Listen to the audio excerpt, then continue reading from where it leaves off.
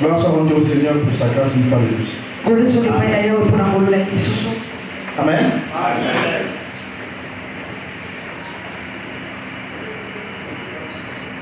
Nous allons continuer ensemble.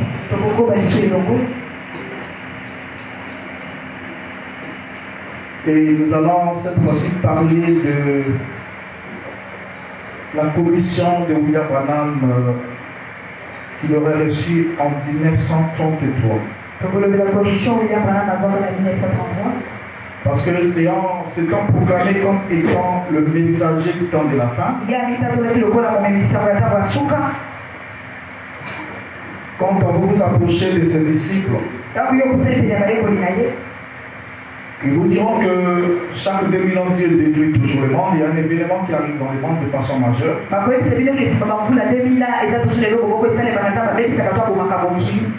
Et le premier 2000 ans, Noé est venu, le monde a été détruit par les eaux. Et le deuxième 2000 ans, c'est le Seigneur Jésus qui est arrivé et il a mis fin au péché. Et le troisième millénaire, c'est-à-dire 2000 ans après la première venue de Christ, le monde sera détruit par le feu. C'est ce qu'il s'est dit. Mais ils disent qu'avant cela, Dieu enverrait d'abord un prophète. Et tout ça, c'est parce qu'il y a eu aussi un sérieux problème d'interprétation.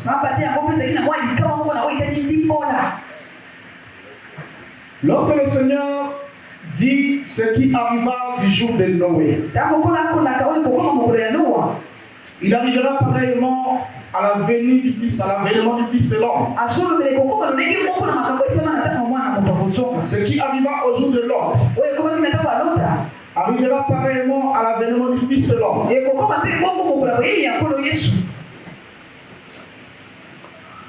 Alors, nos amis ont pris ce verset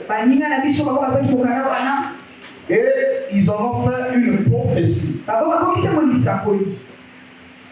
Et l'ont attaché au ministère de William Branham. Mais par contre, lorsqu'on étudie en profondeur ce passage, et comme nous l'avons dit dans la première prise de parole que Matthieu chapitre 24, ça pourra peut-être étonner quelqu'un. Matthieu chapitre 24 est une prophétie. Au moment où le Seigneur proclamait ces paroles, et cela était lié à la fin évoquée ici. Mais en lisant les paroles du Maître, on peut prendre Luc chapitre 17.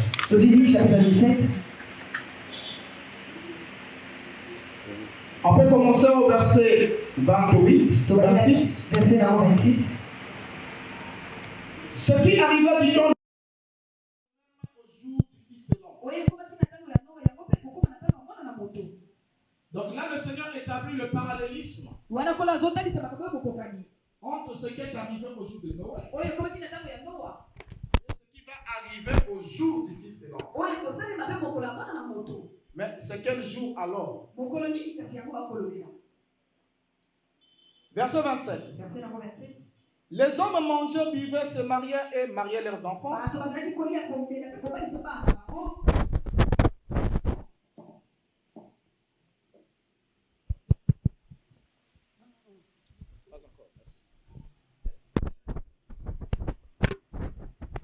Les hommes se mariaient, la Bible dit,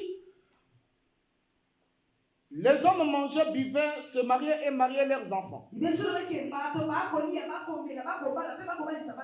Jusqu'au jour où Noé entra dans l'arche. Le déluge vint et le fit tous périr. Amen. Suivons bien comment le Seigneur évolue. Le verset 28. Ce qui arriva du temps de Lot arrivera pareillement. Les hommes mangeaient, buvaient, achetaient, vendaient, plantaient, bâtissaient. Mais le jour où Lot sortit de Sodome, une pluie de feu et de souffle tomba du ciel et les fit tous périr. Il en sera de même le jour où le Fils de l'homme paraîtra. Alors, en regardant ce verset-ci, nous avons sûrement déjà entendu parler de ce verset, ils ne nous sont pas nouveaux. Nous avons été amenés à comprendre. On peut suivre là? Nous avons été amenés à comprendre que lors de l'avènement du Fils de l'homme, lors du retour du Seigneur, les choses doivent se passer comme au temps de Noé, où il y a eu Noé qui a été divinement averti et il est rentré dans le lieu de sécurité.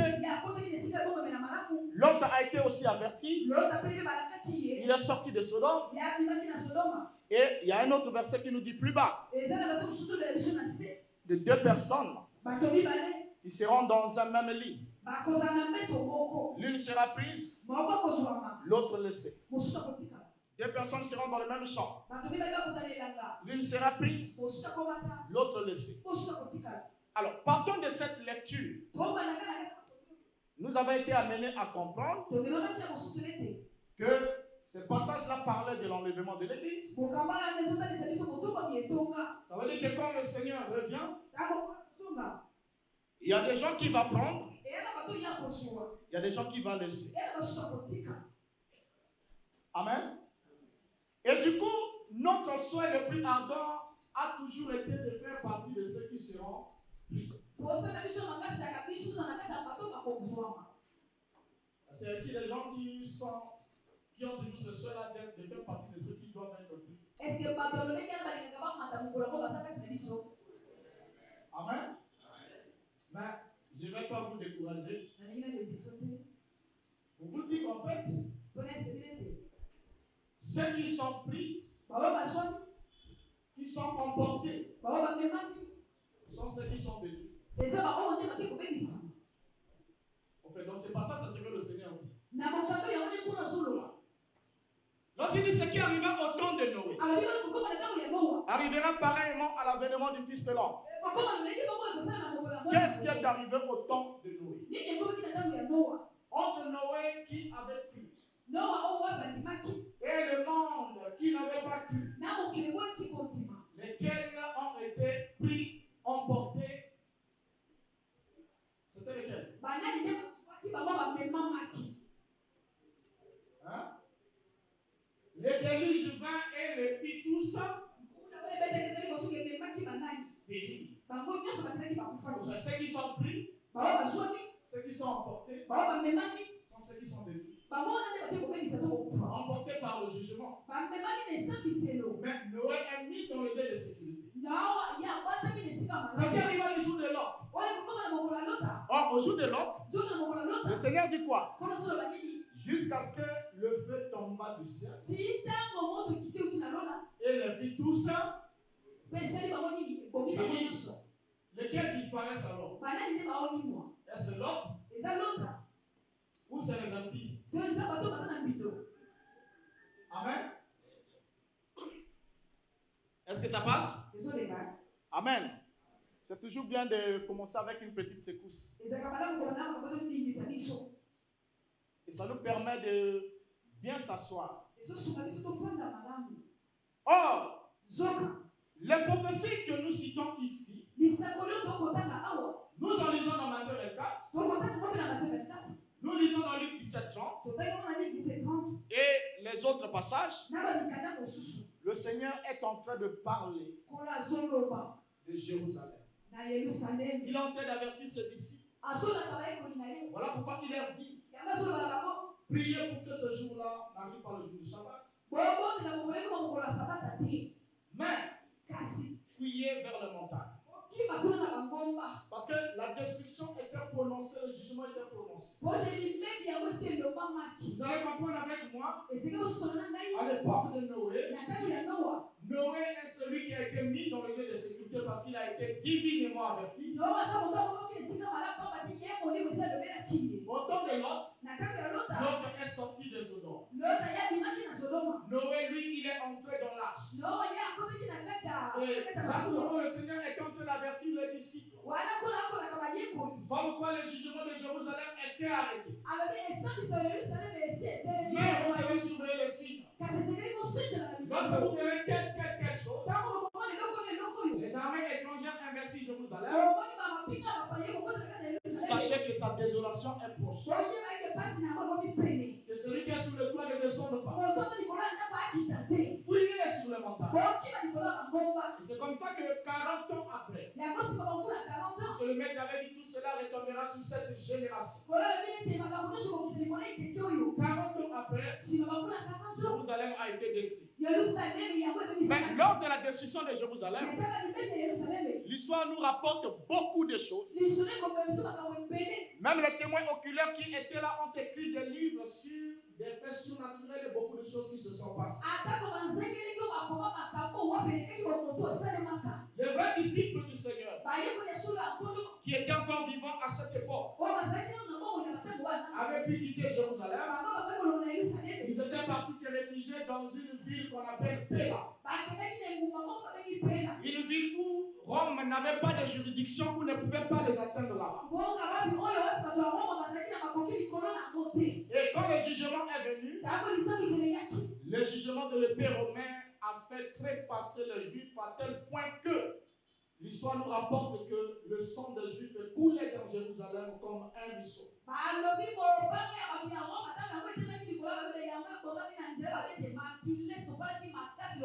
Ils ont été détruits et ils ont péri.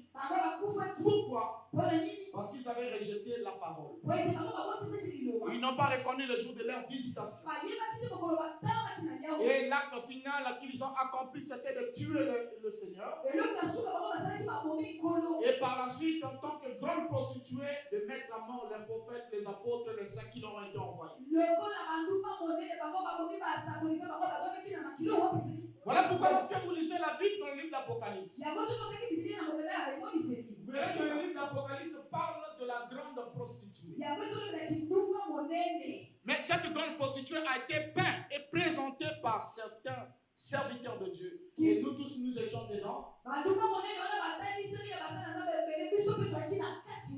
Comme étant le Vatican avec l'Église catholique romaine. Mais lorsque Jean écrivait ce livre, lorsque Jean parlait au temps présent pendant qu'il écrivait ce livre, l'Église catholique n'existait pas encore. L'institution catholique romaine n'existait pas. Le Vatican n'existait pas. Mais Jean a vu cette femme assise. Et ce qui avait étonné Jean, c'était de voir que cette femme était ivre du sang des saints et des témoins de Jésus.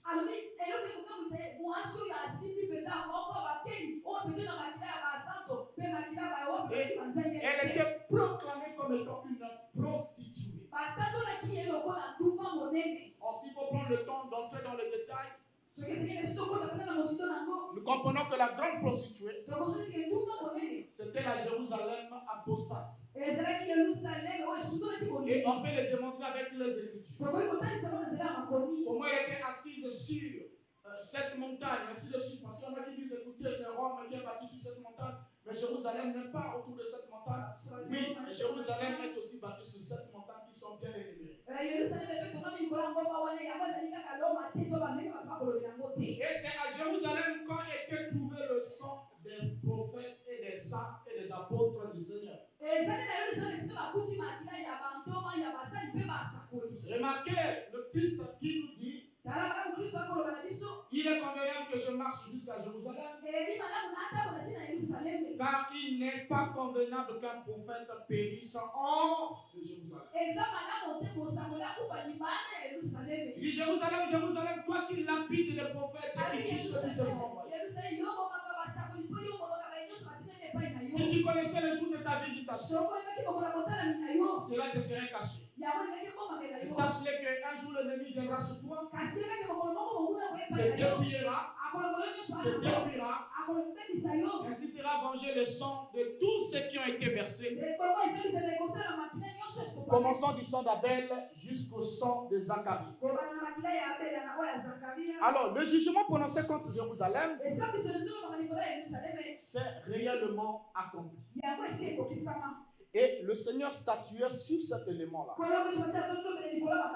Mais seulement nous, de notre côté, nous avons, pour avoir pas saisi certains éléments, pris le jugement prononcé sur Jérusalem, et nous l'avons attribué à nous, et nous avons fait une prophétie nous concernant aussi. Alors que, en ce moment-là, nous allons loin de ce qui doit réellement nous concerner. Alors, en parlant de deux qui seront, l'un sera pris, l'autre laissé.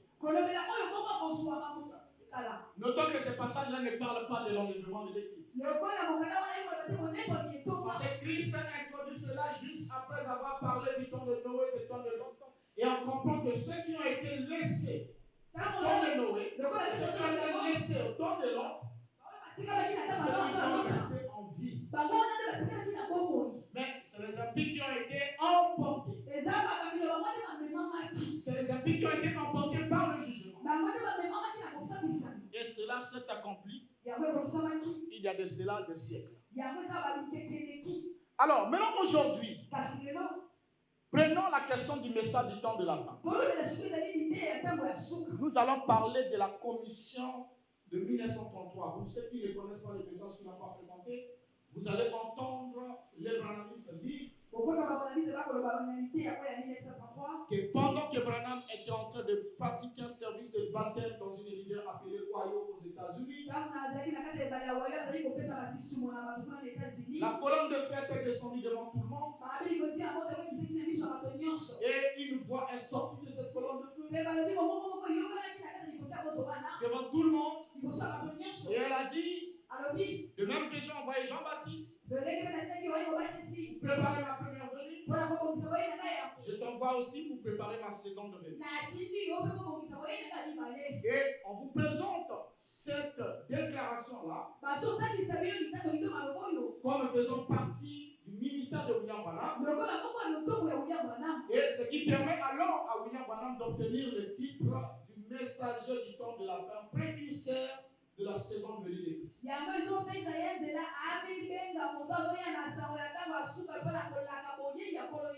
Alors, comment est-ce que William Branham est arrivé là? Comme nous l'avons compris dans la prédication précédente, on a compris que dans le ministère de William Branham, ce dernier faisait évoluer son ministère par rapport aux situations qui l'environnaient. Comme on a déjà compris que depuis le commencement de son ministère, William Branham parlait de son ministère. Mais William Branham n'a jamais parlé du fait qu'il ait rencontré un ange ou parlé même de sa naissance étant né sous un signe. Mais c'est après sa rencontre avec Avak Agopian qu'à partir de là, quand William Branham parle de la guérison, il introduit le récit de la rencontre avec un ange. Et pour ceux qui sont du message, il semble que Branham parle plus d'une fois que lorsque la même nuit où Israël est devenu une nation, le même jour où Israël est devenu une nation pour la première fois, depuis 2000 ans, c'est la même nuit que l'ange du Seigneur est venu vers moi pour me donner la commission d'aller prier pour les malades. Et comme William Branham fait fait cette déclaration-là, liant la création de l'État d'Israël à sa commission avec son nom,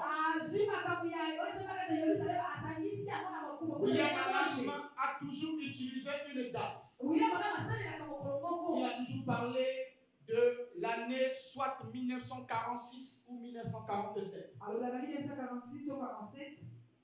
Or, 1947, c'est l'année où William Branham a rencontré Avak Abokian.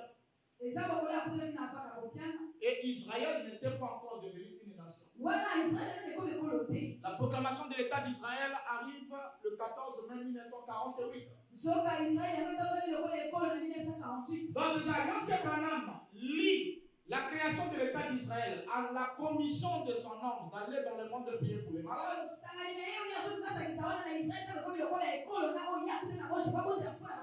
il est déjà foncièrement en erreur.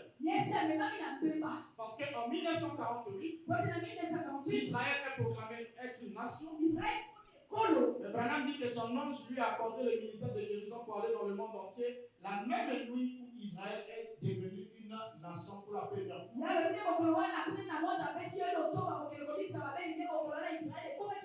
Alors que chronologiquement, cela ne cadre pas. Les deux événements ne sont même pas rapprochés.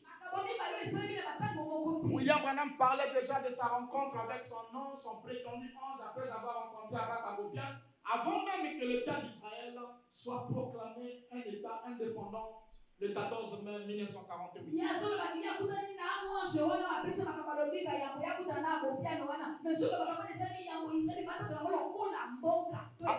Alors, nous allons maintenant ce matin voir comment le ministère de William Branham évoluait progressivement par rapport à certaines situations qui l'environnaient parce qu'il était un véritable prophète situationniste.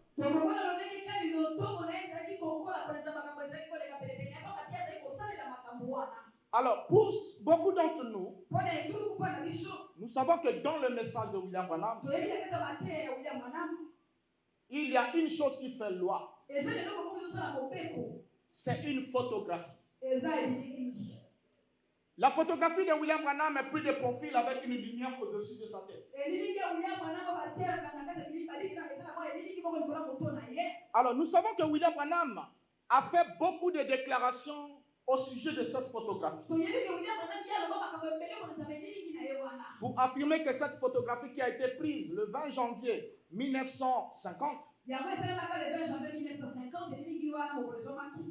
a été, paraît-il, examinée par un certain Jean-Gilles Lassie qui serait, selon William Branham, le chef ou le directeur de la FBI. Or, qu'est-ce qui s'est réellement passé dans cette histoire? Il y avait un débat, une confrontation entre un certain docteur en théologien qu'on appelait Best et un coéquipier de William Branham qu'on appelait Bosworth. Et ce docteur-là voulait démontrer que les gens n'étaient réellement pas guéris dans le ministère de William Branham. Que les guérisons qui sont rapportées sont des fausses guérisons. Alors, ils sont rentrés en débat sur la question de la guérison divine. Et pendant qu'ils débattaient, William Branham était assis dans l'auditoire. Jusqu'à ce que vers la fin du débat, Branham s'est levé. Il est venu sur l'estrade parce que le débat se faisait au sujet de son ministère. Là, nous sommes le 24 janvier 1950. Alors, vous allez constater une chose avec moi. Depuis que Branham enregistre ses prédications en 1947 jusqu'à l'année 1950, William Branham n'a jamais évoqué une quelconque apparition lumineuse ou un ange de lumière dans son ministère. Alors ce jour-là, pendant qu'il se tenait sur l'estrade, une photographie a été faite comme pendant que nous sommes ici, les photographes qui font des photos. Et pendant que Branham se tenait ici debout, quand elle a fait la photo de profil, la salle dans laquelle il se trouvait, c'était un auditorium qui avait aussi des lampes plafonnées. Donc des lampes au plafond, comme ce que nous avons ici, mais sur le plafond. Et ils étaient alignés de part et d'autre. Alors l'une de ces lampes a été photographiée de profil, apparaissant comme si elle était sur la tête de William Branham. Alors, la photo va être prise. Et quand la photo va apparaître, William Branham, qui aimait le sensationnel, va prendre cette photographie et va faire beaucoup de déclarations autour. On aurait pu prendre le temps d'examiner les propos de William Branham. Vous allez voir comment il est changeant au sujet de cette même photographie. La première fois qu'il parle de cette photographie en 1950, il dit que c'est la photographie de l'ange de Dieu. Il dit, qui suis-je pour que l'ange du Seigneur puisse se faire photographier avec moi? Mais au fur et à mesure qu'il avance, Branham dit non, c'est la photo du Saint-Esprit. Le Saint-Esprit s'est laissé photographier pour être prouvé scientifiquement. Il ne s'arrête pas là. Non, c'est la photo de Dieu. Dieu lui-même qui s'est laissé photographier. Et après il descend encore. Oh non, c'est le Seigneur Jésus-Christ lui-même qui s'est laissé photographier avec moi. Il était dans une gamme de confusion changeante au sujet de cette photographie. Passant de l'ange de Dieu, il est passé de la colonne de feu. Ensuite, ça devient l'ange. Après, ça devient le Saint-Esprit. Tout en soulignant que Branham lui-même disait qu'il y a une grande différence entre le Saint-Esprit et l'ange. Il dit parce que les apôtres avaient le Saint-Esprit. Mais on a vu Paul dire l'ange du Seigneur dont je suis le serviteur m'a apparu et m'a dit ceci. Donc c'est une entité différente. Et un peu plus loin, Branham va affirmer que l'ange du Seigneur, ce n'est pas le Seigneur. Il ne lui ressemble pas. Oh, Branham va alors attribuer à cette lumière la qualité d'un être surnaturel, en disant que c'est la colonne de feu, c'est l'ange du Seigneur. Mais quand vous prenez votre Bible, vous verrez que la Bible nous parle de la colonne de feu avec l'exode des enfants d'Israël. La colonne de feu marchait au-devant d'eux. La Bible est claire. Et cette colonne de feu qui marchait au-devant d'Israël avait un objectif: éclairer et guider Israël pendant la nuit. Et la journée, elle devenait une colonne de nuée. Donc quel objectif? Éclairer, de l'objectif plutôt de guider pendant la journée. Or, la colonne de feu biblique, la colonne de feu de la Bible n'est pas un ange. Vous allez voir que quand vous lisez la Bible fait la distinction entre la colonne de feu et l'ange. Quand Israël est arrivé au bord de la mer Rouge, la Bible dit que la colonne de feu alla se placer derrière eux. Et la Bible précise, et l'ange du Seigneur aussi alla se placer. Donc c'est deux entités distinctes. On va encore noter quelque chose. La colonne de feu n'a jamais eu pour vocation confirmer le ministère d'un homme. Et vous vous rendez compte avec moi que Israël a vu la colonne de feu lorsqu'ils étaient encore à l'extérieur de la terre promise. Une fois qu'ils sont rentrés dans la terre promise, vous ne lirez aucun texte de la Bible qui parle de la présence ou l'apparition de la colonne de feu dans la terre d'Israël.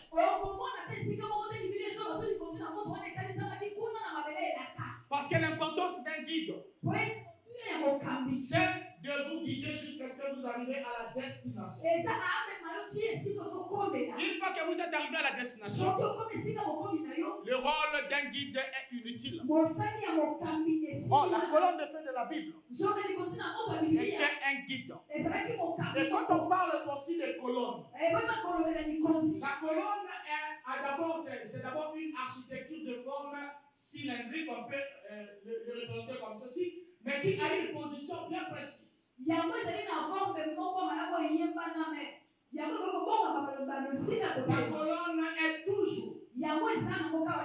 toujours verticale. C'est comme le poteau qui est là. C'est une colonne. Là, nous avons des colonnes. Et vous allez voir que la colonne est toujours définie comme étant un objet de forme comment? La colonne n'est jamais horizontale. Et la colonne n'est jamais oblique. Or, l'histoire de la lumière qui s'est fait photographier du même profil que Branham a une forme oblique. Donc, on a la tête de Branham qui est ici. Et la lumière semble apparaître ici. Et on appelle ça colonne de feu. Mais notons encore un élément. Selon la Bible, la colonne de feu n'apparaissait que la nuit. Donc la nuit, ça veut dire qu'une fois que le soleil se couche, alors cette lumière qui était une colonne de nuée pour guider Israël dans le désert, puisqu'ils ne connaissaient pas le chemin de la terre, devenait une colonne de feu. Or, selon le message de William Branham, on vous dirait que Moïse a été confirmé par la colonne de feu. Et on va vous emmener aussi à dire que Paul a été confirmé par la colonne de feu. Mais rappelons-le, la Bible n'a jamais dit que Paul a rencontré la colonne de feu. La Bible dit que Paul a rencontré une lumière. Et la Bible précise que c'était en plein midi. Quand on parle de lumière, on ne parle pas du feu forcément.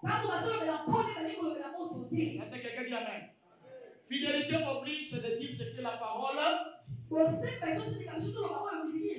Alors, comment nous en sommes arrivés avec William Branham? William Branham va prendre cette photographie qui a été faite. Ils vont la soumettre à l'examen d'un certain Georges Gilassi, qu'il dit être le chef de la FBI. Avant d'être amené dans le Washington DC et être suspendu dans le musée des arts religieux. Et ensuite on a fait une mention sur la photo, le seul être surnaturel qui n'ait jamais été photographié. Or, tout ce que William Branham a dit au sujet de cette photographie était une moquerie à l'intelligence de ceux qui l'écoutaient. Pourquoi? Pourquoi est-ce que c'était une moquerie? Parce que, premièrement, il n'a jamais existé un quelconque musée des arts religieux aux États-Unis.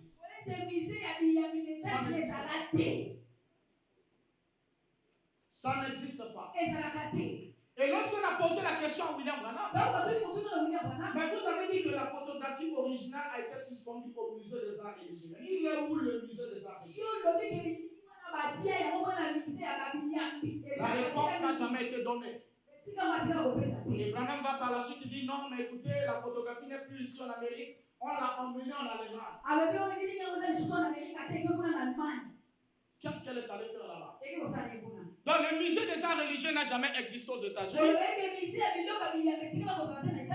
C'était juste une pure fabrication de William Branham lui-même. Pour le dire en un seul mot, il n'y a jamais eu de photographie de lumière suspendue quelque part, excepté sur le mur des croyants du message et de leur tabernacle.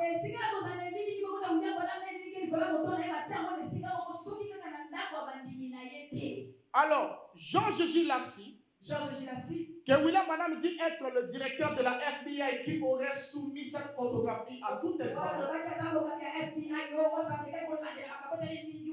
n'a jamais même travaillé à la FBI. Donc, pour être chef, il faut d'abord y travailler. Mais lui, il n'a jamais travaillé dans le FBI. Il était juste le président d'une association de photographes.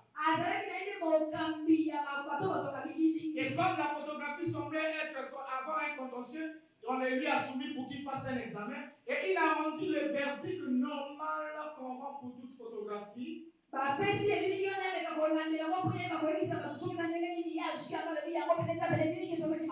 En disant que la lumière avait réellement frappé l'objectif. Parce que l'appareil photographique ne peut pas prendre quelque chose qui n'était pas là. Il dit il n'y a pas eu double exposition.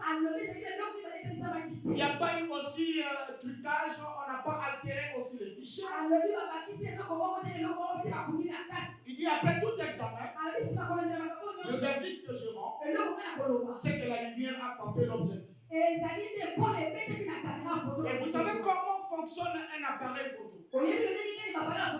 Et pour ceux qui font la photographie, ils le savent. La photographie, lorsqu'on prend la photo avec le flash par exemple, la lumière est projetée. Ensuite, c'est les reflets qui rentrent dans le diaphragme. Mais si l'objet n'est pas là, l'objet ne peut pas figurer sur les clichés. La déclaration de George J. Lassie n'a jamais affirmé que c'était un être surnaturel. Et il a même son rapport qui est publié, tout le monde qui message à ça. Mais malgré les rapports de George J. Lassie, qui donne un rapport normal, mais lorsque Branham parlait de ce que George J. Lassie aurait donné comme rapport, il faisait dire à Lassie ce qu'il n'a pas dit dans son rapport.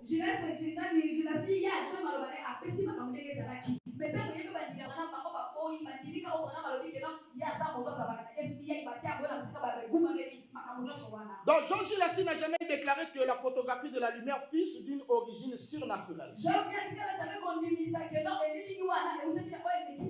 Non plus que cette lumière fût le seul être surnaturel qui n'ait jamais été photographié. Et lorsque nous parcourons simplement le rapport que George J. Lassie a fait au sujet de cette photographie, les rapports ne nous révèlent nullement en un seul endroit où il aurait fait mention de que la lumière fût un être surnaturel.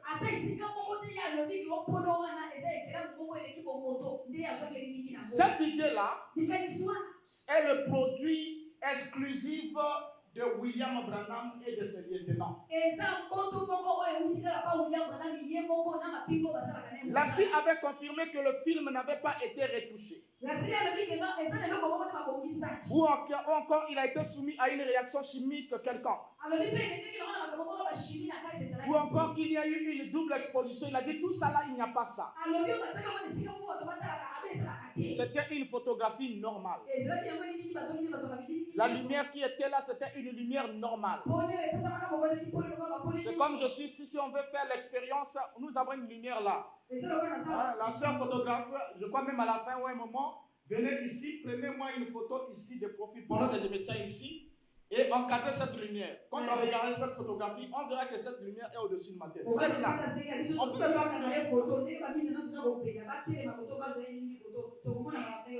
Alors, non seulement que la photographie de cette lumière qui a fait le socle du ministère de William Branham n'était pas seulement sur la photographie de William Branham, mais nous avons d'autres photographies qui ont été faites dans le même même auditorium. Vous voyez les basketteurs en train de jouer au basketball. Et pendant qu'ils sont en train de sauter, pour jouer le ballon, on voit cette prétendue colonne de feu entre les doigts du basketteur. Mais ça, les banalistes n'acceptent pas que c'est la colonne de feu. Qui est descendu confirmer la main du basketteur. Amen. Mais pourtant, c'est la même lumière qui est prise sur la même photographie où se trouve Branham. Et la même lumière sur la photographie de Branham, c'est une lumière surnaturelle. Mais la même lumière sur la photographie des basketteurs, dans le même endroit, le même auditorium. C'est un stade, un auditorium.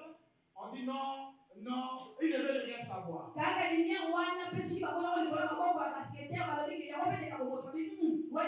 Alors, suivons ensemble. On peut alors constater ensemble avec vous qu'en un seul mot, George J. Lacy, confirmant que la lumière avait frappé l'objectif, c'était une déclaration logique. Car pour qu'une image se forme sur le négatif, la lumière doit au préalable frapper l'objectif. Alors on peut alors constater que lorsque le bouton d'un appareil photo est appuyé, l'image négative se forme sur le film.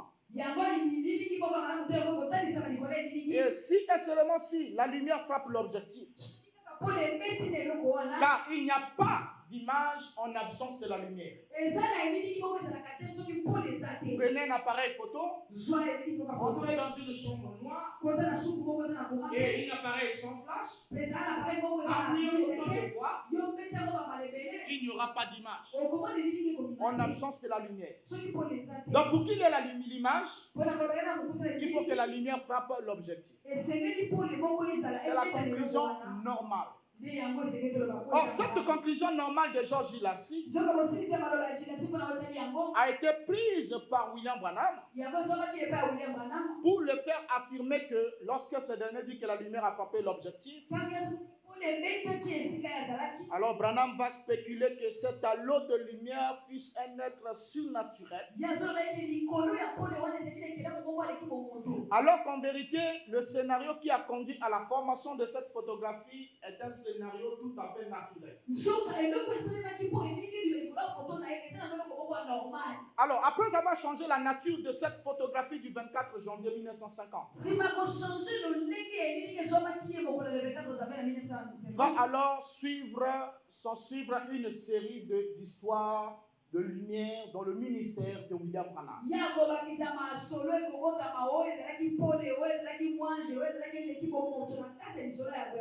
Voilà pourquoi ce matin, pendant que nous parlons de ces choses,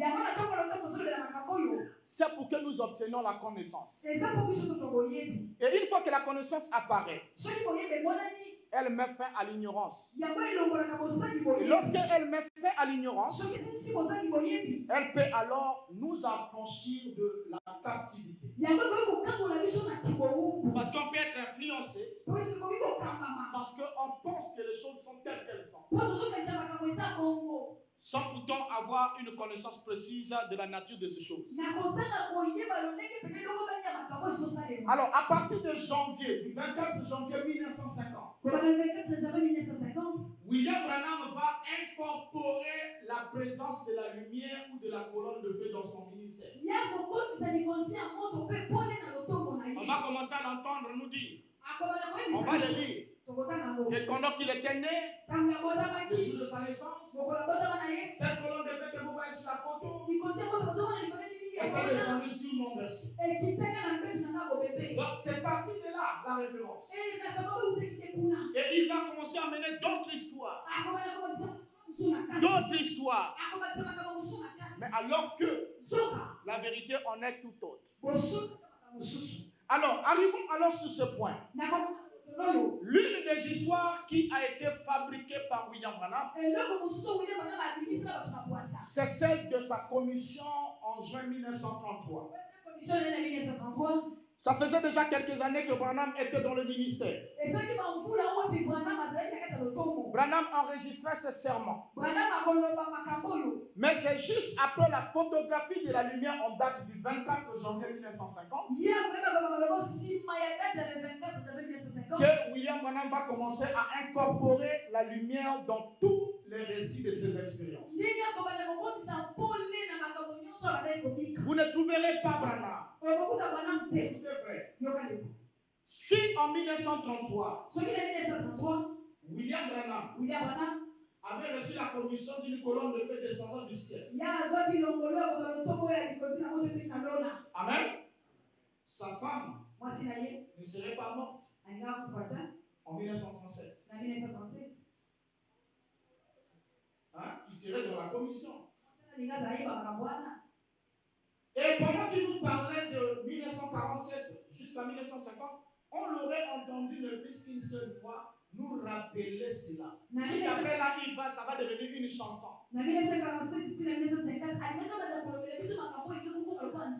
dans cet intervalle de temps, Branham ne parle pas d'une commission qu'il aurait reçue en 1933. Et en plus de ça, l'année 1933, William Branham était encore sous le ministère de son pasteur Roy Davis. Et le seul service de baptême que Branham a tenu en 1933 a été rapporté par les journaux. Et les journaux ont rapporté que William Branham a tenu un service de baptême. Et il y a eu 14 convertis. Parce que là-bas, dans cette ville-là, tout ce qui se passait au niveau de la religion, il y avait une page dans le journal qui relatait toutes les activités de la semaine de toutes les églises. Mais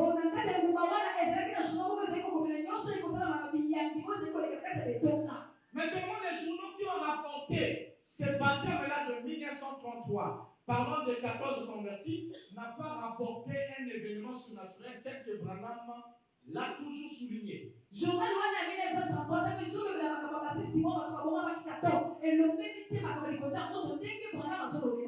Alors, suivons-le ensemble. Amen. Parlons alors de cette prétendue commission de Branham de 1933. C'est précisément en février 1955 que William Branham va commencer à prétendre avoir célébré un service de baptême sur la rivière Ohio.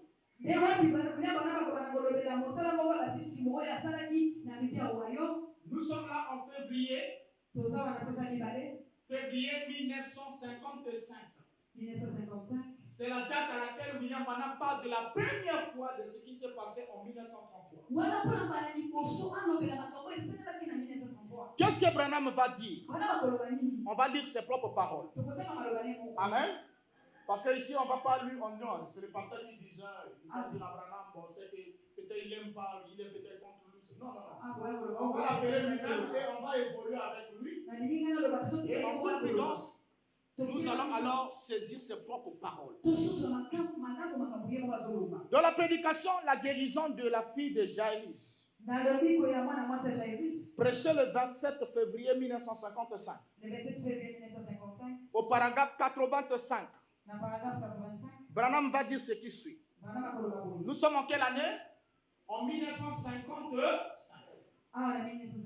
C'est-à-dire après 1950 où la photographie de la lumière naturelle a été prise. Écoutez ce qu'il va dire. Premièrement, je n'étais qu'un petit garçon de 3 minutes quand la colonne de feu s'est suspendue au-dessus de l'endroit où je suis né. Dans une petite cabane en bois, dans le Kentucky.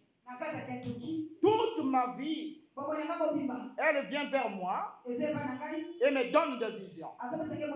Je suis un prédicateur baptiste venant d'une église missionnaire baptiste ordonnée par le docteur Roy Davis de Dallas au Texas. Et j'ai été ordonné comme un ancien local pour l'église de Jeffersonville. Écoutez-le. Déjà dans ce qu'il a dit en haut là, c'est plein de mensonges. Mais lisons la suite. Lors de mon premier réveil, 500 personnes sur une assemblée de 3000 personnes sont venues à Jésus-Christ. Alors que j'avais environ 22 ans. Donc ça veut dire que Branham a converti 500 personnes en 1933. Il dit que c'était devant une assemblée de 3000 personnes. Posez la question à nos amis. Nous avons la photographie de l'église de Branham à son origine. Il n'y avait même pas plus de 50 membres. Mais là, il nous parle d'avoir baptisé, converti 500 convertis lors de son premier réveil. Écoutons-le par la suite pour voir ce qui nous intéresse. Il dit, alors que j'avais environ 22 ans, j'ai baptisé ces gens au bout de la rue Springs à Jeffersonville, dans l'Indiana, dans la rivière Ohio. Lorsque presque 7 ou 8 000 personnes se tenaient sur la rive. On est dans la même déclaration. Hein? Il a baptisé 500 dans une assemblée de 3000. Maintenant là, il descend, il oublie qu'il a déjà dit qu'il y avait 3000 personnes. Il va dans 5 ou 8000. Est-ce que vous comprenez? Alors qu'en 1933, toute la population de Jeffersonville était estimée à 10 000 habitants. Et 10 000 ne pouvaient pas se tenir au bord de la rivière Ohio. Nous parlons de ce genre, toute la ville était là. Les journaux nous auraient laissé toutes les traces. Mais nous avons des traces de journaux qui nous parlent de la conversion de 14 personnes après un enseignement ou encore un séminaire qu'ils avaient tenu pendant au moins 3 jours.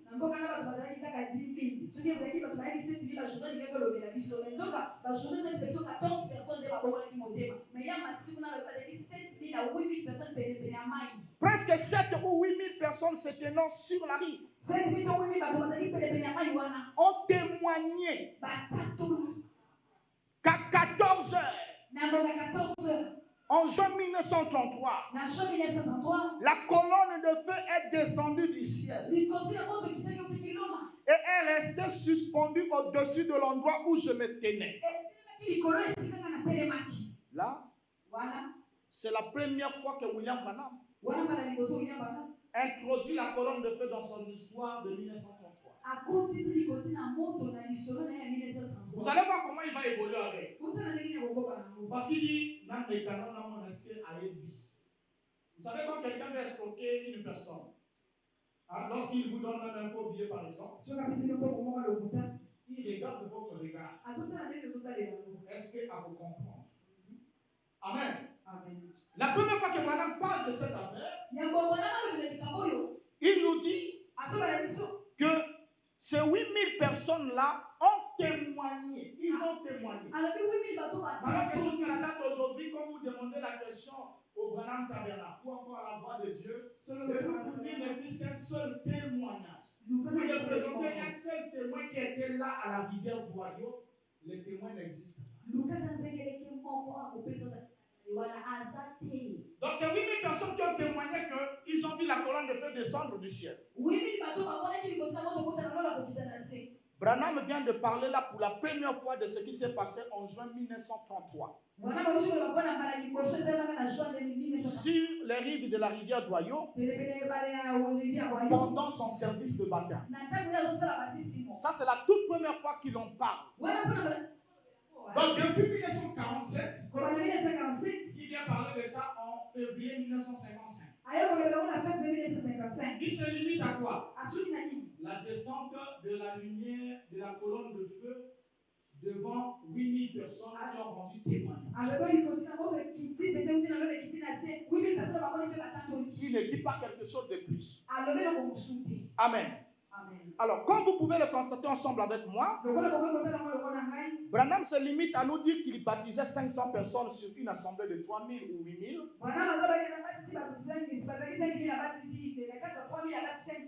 Il nous dit que la colonne de feu était descendue, mais il ne nous rapporte aucune voix qui se serait fait entendre. Dans cette déclaration, après toute la brochure, vous allez lire qu'il ne dit pas qu'une voix a parlé. Là, jusqu'à là, la voix n'intervient pas. Alors, c'était le premier essai de montage de cette histoire.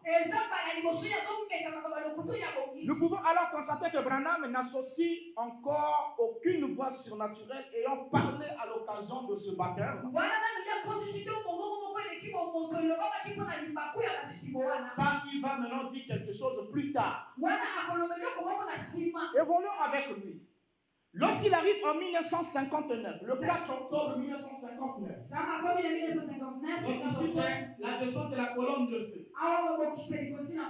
Et quand il arrive en 1959, Branham va ajouter un autre élément à la sauce.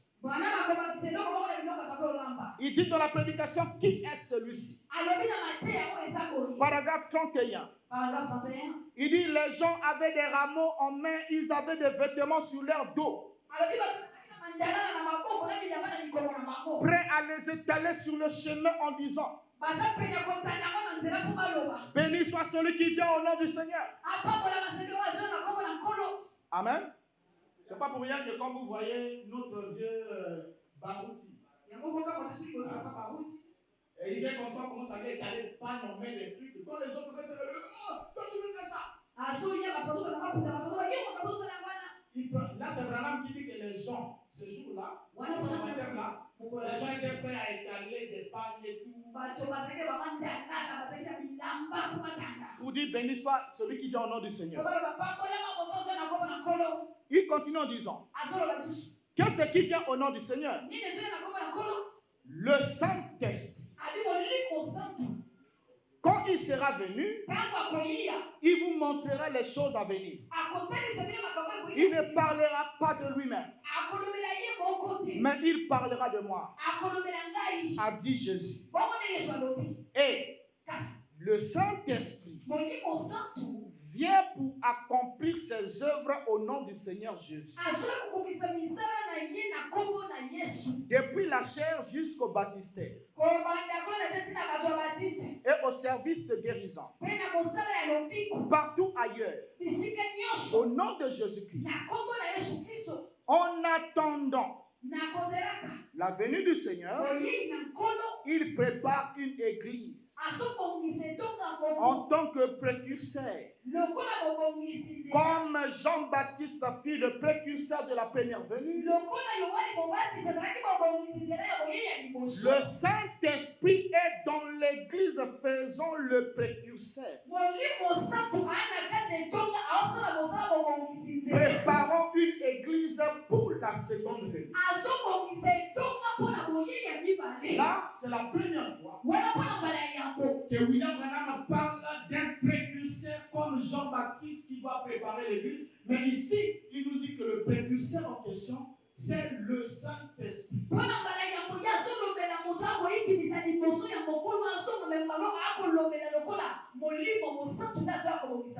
Donc le Saint-Esprit vient d'être proclamé précurseur de la seconde venue de Christ, à l'instar de Jean-Baptiste, qui était le précurseur de la première.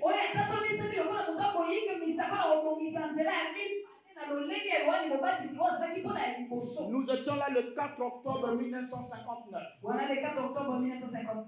Amen. Et quand on arrive le 17 décembre 1959, Branham va faire évoluer l'idée. Amen. Donc en 1955, il nous parle de la colonne de feu qui est descendue. En 1959, il nous parle du Saint-Esprit qui est le précurseur comme Jean-Baptiste.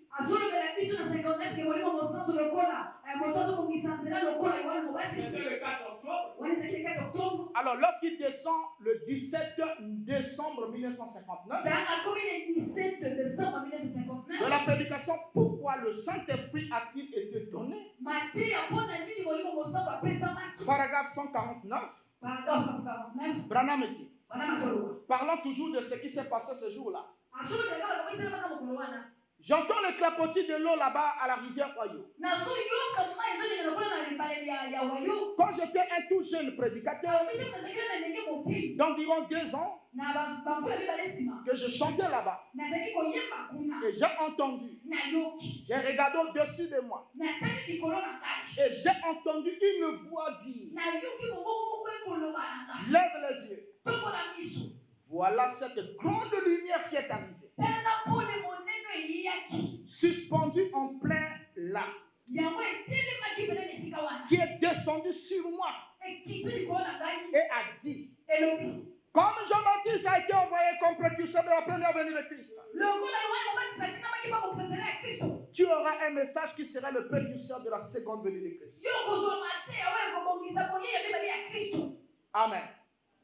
Amen. Amen. Donc, en décembre 1959, qu'est-ce que Branham fait? Branham associe la déclaration de 1955 à la déclaration du 4 octobre 1959. Il fabrique premièrement la commission en 1959. Là, nous sommes déjà à la fin de l'année. Il va introduire alors la voix. Donc vous voyez que ici, une voix est associée au rôle attribué au Saint-Esprit d'être le précurseur comme Jean-Baptiste.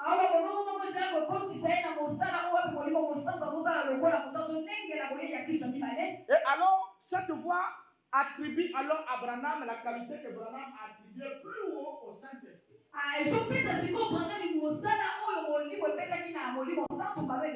D'être le précurseur de la seconde venue de Christ. Et Branham lui-même va nous définir alors la mission d'un précurseur. Puisque Branham va s'identifier alors à la mission ou au même ministère qu'avait Jean-Baptiste. Dans la prédication, monsieur, est le signe de la fin. Prêché le 30 décembre 1962. Au paragraphe 280. Branham va dire, revenons en arrière une minute. L'Église sait que c'est la vérité. Le monde scientifique sait que c'est la vérité. Des gens sont ici ce soir. Et beaucoup qui sont encore en vie se tenaient au bord de la rivière. Lorsque cette voix fit entendre ces paroles,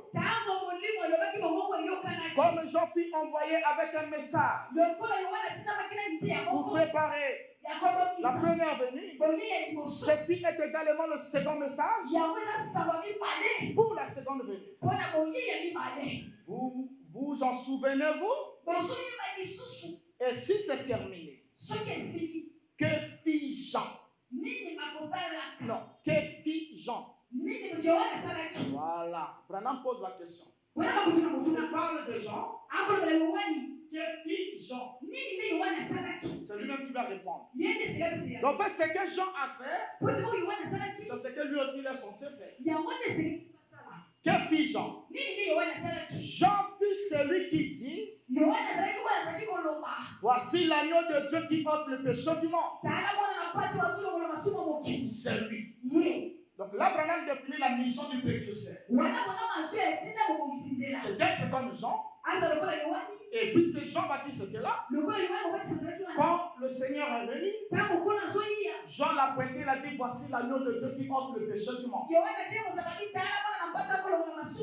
Branham va encore ajouter, dans l'exposé de 7 âges de l'Église, le chapitre 9, la page 318, il parle du messager du temps de la fin. Il dit, il ne sera pas populaire, mais néanmoins, il sera confirmé par Dieu. Comme Jésus a authentifié Jean, Et comme le Saint-Esprit a authentifié Jésus, nous pouvons bien nous attendre à ce que cet homme soit avant tout authentifié par l'Esprit, agissant dans sa vie par des actes de puissance indiscutables et qu'on ne trouvera nulle part ailleurs. Et Jésus lui-même, en revenant, l'authentifiera comme il a authentifié Jean. Jean a témoigné de la venue de Jésus. Et de même, cet homme comme Jean témoignera de la venue de Jésus à son époque.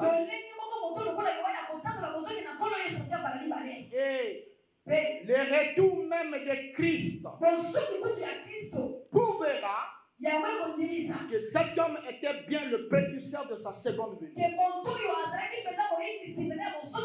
Ceci est la preuve finale qu'il est vraiment le prophète de Malachie 4.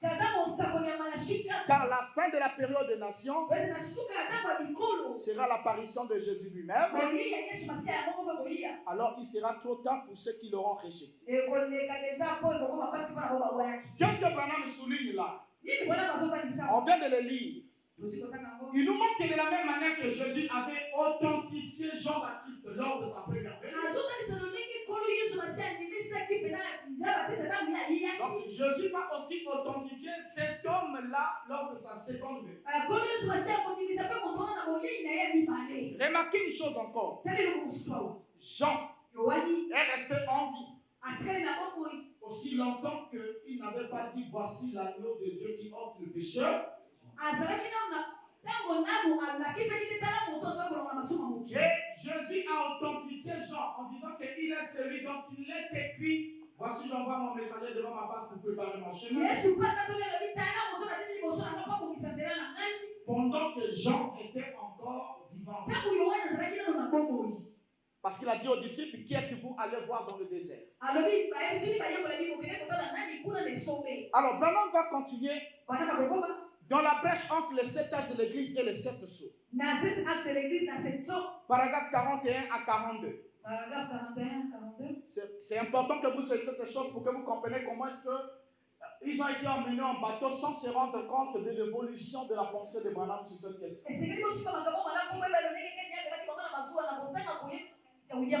Il dit ce qui suit. Et une fois que les sceaux sont brisés et que le mystère est révélé, c'est là que l'ange descend. Le messager, Christ, qui pose son pied sur la terre et sur la mer, avec un arc-en-ciel au-dessus de sa tête.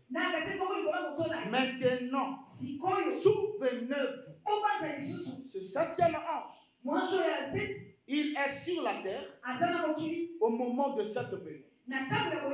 Tout comme Jean donnait son message en même temps que le Messie est venu. Jean savait qu'il le verrait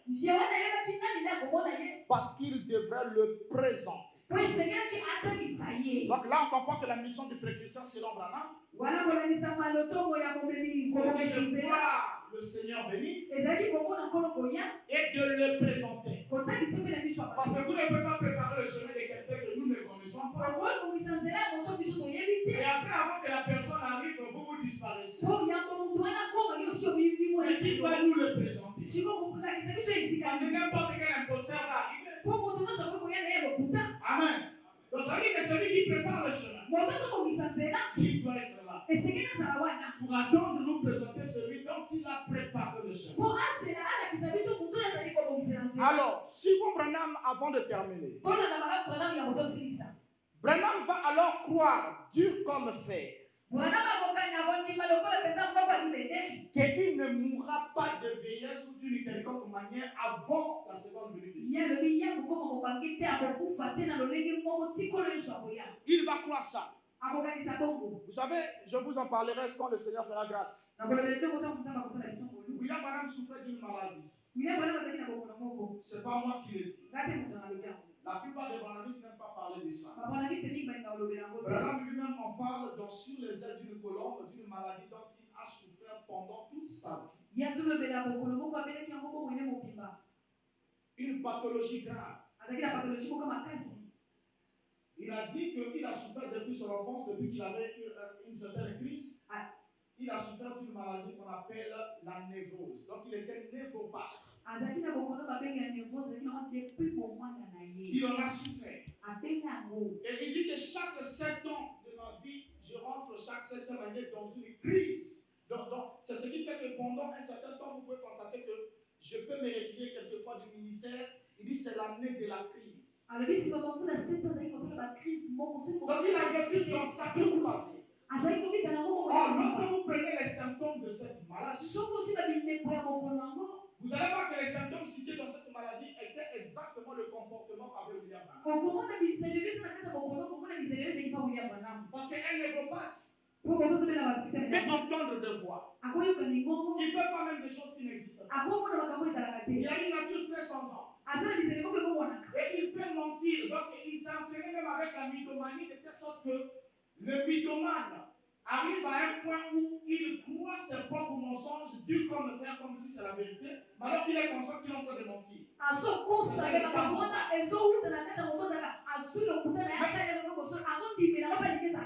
Alors que William Branham lui-même confesse avoir souffert de ce mal toute sa vie, mais les suiveurs de ce dernier n'ont pas compris. Ils n'ont pas cessé. Amen. Amen. Alors, allons avec lui ici. Il va croire dur comme fer, qui ne mourrait pas de vieillesse avant de voir la seconde venue de Christ. Dans la prédication, tournez les regards vers Jésus. Prêché le 29 décembre 1963. Le paragraphe 33.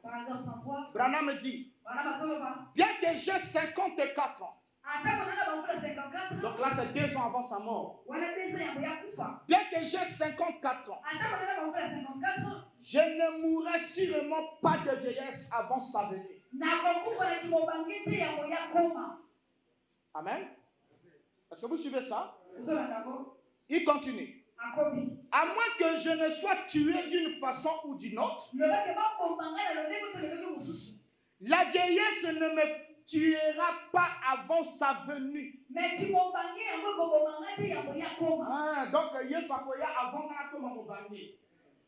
avant là, nous sommes en 1963 et Branham a déjà 54 ans.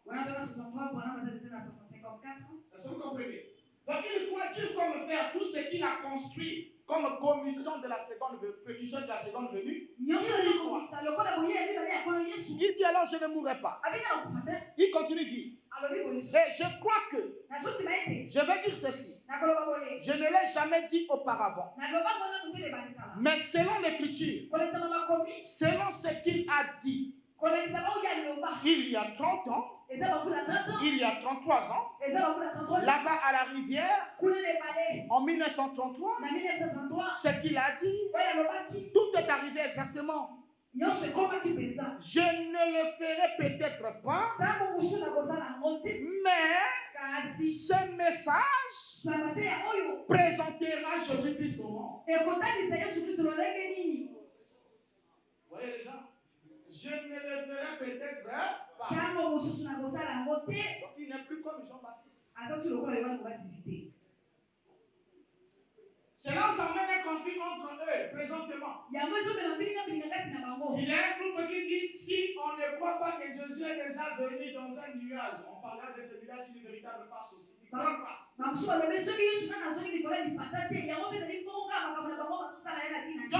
le prophète a menti parce que le précurseur ne meurt pas avant la venue. Du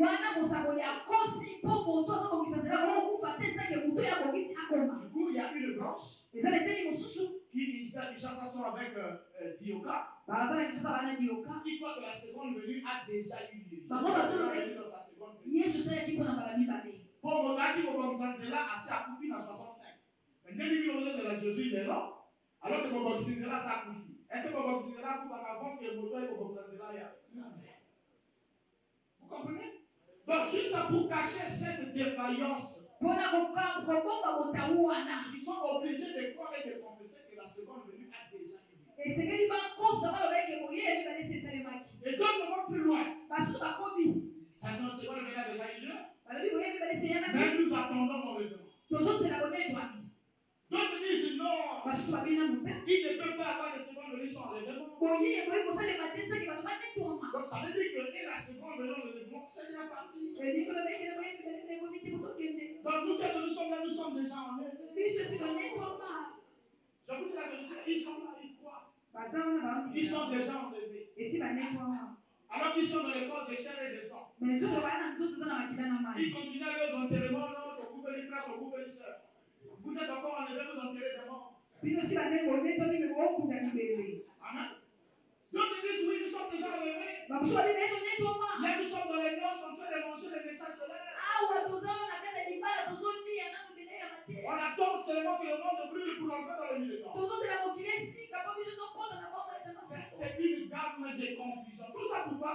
Parce qu'on a compris que Branham a échoué, mais il faut le protéger parce que si on le laisse couler, on coule avec lui.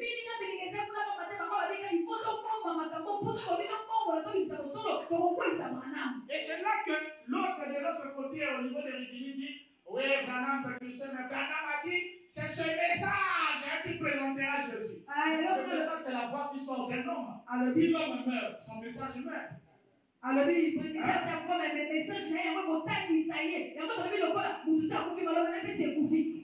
allons avec lui pour chuter, voyons comment il va lui-même détruire sa propre commission qu'il a bâtie durant toute sa vie. Donc, ayant compris que son histoire était une farce,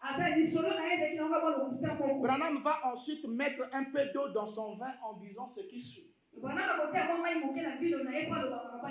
Dans la prédication, un homme qui fuit la face de l'Éternel prêchait le 17 février 1965. Le paragraphe 6. Il dit ce qui suit. J'ai été pris de la poussière de ce coin-ci. Quand Dieu m'a donné la vie sur terre. Et je pense que s'il tarde,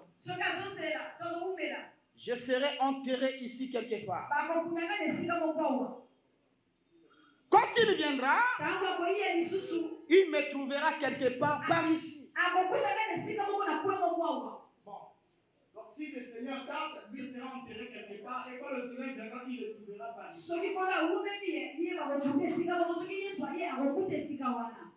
Hein? Là, nous sommes en 65. Au fait, allons encore avec lui. Le 25 janvier 65. Il va dire, il avait d'abord dit précédemment, au paragraphe 12, lisons-le. L'ancienne que j'avais était vraiment usée, parlons de la Bible.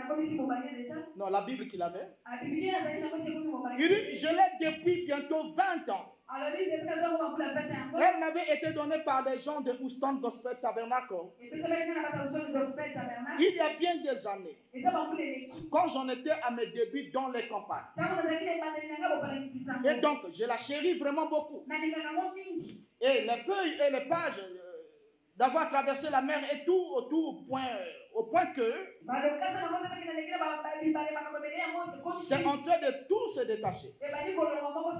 Et je choisis une page peut-être dans la Genèse et je dois aller voir dans Deutéronome.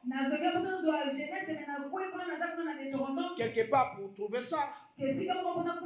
Vous savez, là où je l'ai réglissé dans la Bible. Alors, il m'en a acheté une autre pour Noël.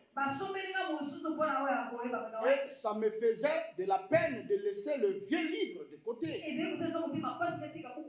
Tellement il m'a été cher. Et j'ai dit, si je pars avant que Jésus vienne, posez-la sur moi.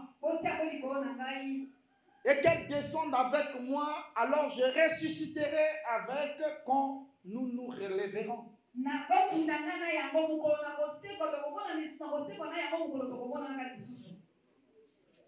Amen. Hein? Donc c'est Branham, hein? Dans la vieille Bible là, on va mourir, enterré là avec nous. Et je me relèverai avec quand le Seigneur Jésus reviendra. Amen. Donc là, nous voyons que Branham termine son ministère en croyant qu'il allait mourir et ressusciter à la seconde venue. Et en le faisant, Branham détruit sa propre commission fictive de juin 1933. Pourquoi? Parce que le précurseur ne meurt jamais avant la venue du maître. Jamais. Donc lui-même nous a dit plus haut que la venue de Jésus à son époque à lui authentifiera et prouvera que cet homme était réellement le précurseur de sa seconde venue. Avant la venue de Christ.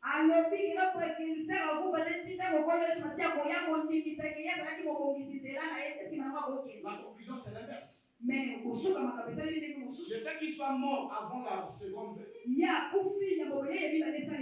authentifie que la commission qui nous a parlé était une imposture. Et nous avons ensemble vu avec vous comment il a construit cette idée progressive.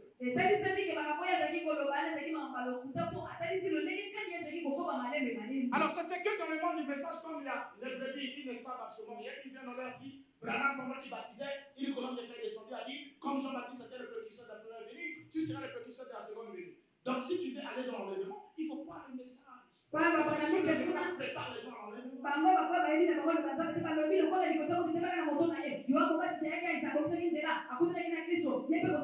Posez-la simplement la question. Où est William Branham maintenant? S'il est mort, est-ce qu'un mort peut conduire un bateau qui va me faire traverser? Est-ce que c'est possible? J'arrive au beach, là, je rentre dans un bateau, il y a 2 bateaux qui sont là. Le bateau est là, j'arrive. On regarde le capitaine, c'est un cadavre.